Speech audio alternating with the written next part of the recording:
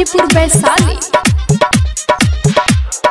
बम लोग आइल बिया चानन से चल के, बम लोग आइल बिया चानन से चल के।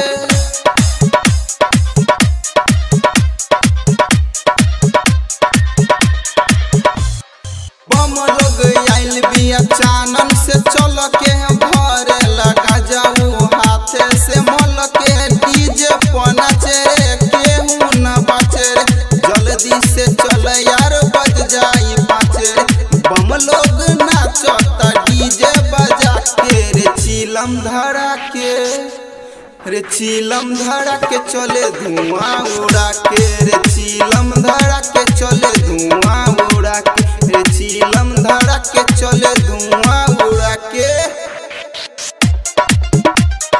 चिलम धरा के चले धुआं उड़ा के। म्यूजिक डायरेक्टर टुनटुन बाबू सालहा हाजीपुर वैशाली। पियला भांग सब खूब पगलाइल बा, चानन के छोरा सब देवघर में आइल बा, चानन के छोरा सब देवघर में आइल बा। पियला भांग सब खूब पगलाइल बा, चानन के छोरा सब देवघर में आइल बा।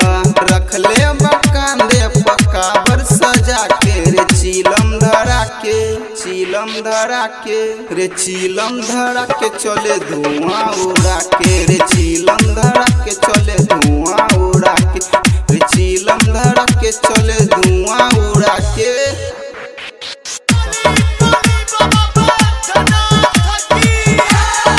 चिलम धरा के चले धुआं उड़ा। म्यूजिक डायरेक्टर टुनटुन बाबू सालहा हाजीपुर वैशाली।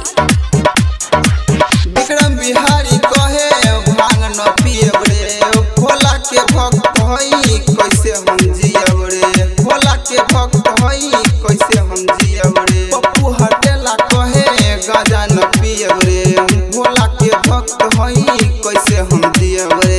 राइटर सोनू चले गर्दा उड़ा के रे, चिलम धरा के रे, चिलम धरा के चले धुआं उड़ा के रे, चिलम धरा के चले धुआं उड़ा के। Mix by MR recording studio Agropatti Chowk.